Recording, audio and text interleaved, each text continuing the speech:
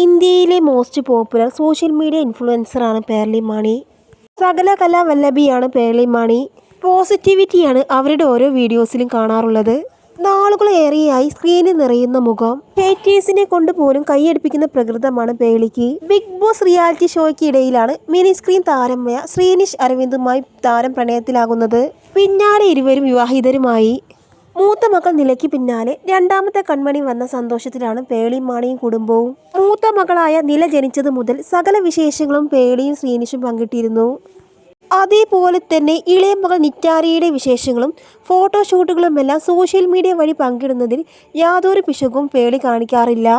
ഇപ്പോഴിതാ പ്രണയദിനത്തിൽ ഭർത്താവിന് കൊടുക്കാൻ പറ്റിയ ഏറ്റവും വലിയ സമ്മാനത്തെക്കുറിച്ചാണ് പേർളിയുടെ സംസാരം. വീണ്ടും താൻ ഓർമാക്സ് മീഡിയ ഇന്ത്യയിലെ ടോപ്പ് 10 ഇൻഫ്ലുവൻസറിൽ ഒരാളായി എന്നാണ് പേർളി പറയുന്നത്. ഈ സന്തോഷം സോഷ്യൽ മീഡിയ വഴിയാണ് അവർ പങ്കുവച്ചത്. മുൻപും പേർളിക്ക് ഈ അവാർഡ് ലഭിച്ചിരുന്നു.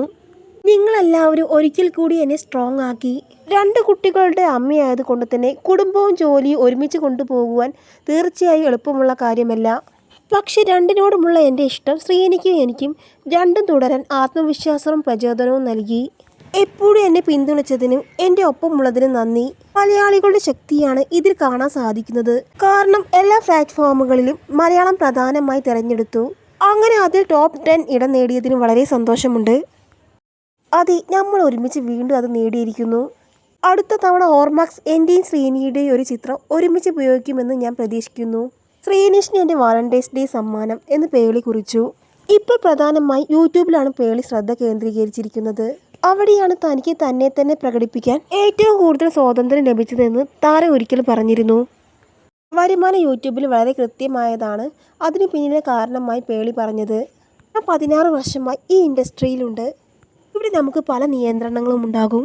എന്നാൽ സ്വന്തം ഇടത്തിൽ ആ ഭയത്തിൻ്റെ ആവശ്യമില്ലെന്നാണ് പേർളി പറയുന്നത്. താൻ ഇത്രയും വലിയ വിജയത്തിലെത്താൻ കാരണം ശ്രീനിഷിൻ്റെ പ്രോത്സാഹനം കൊണ്ട് മാത്രമാണ് എന്നാണ് പേർളി പറയുന്നത്.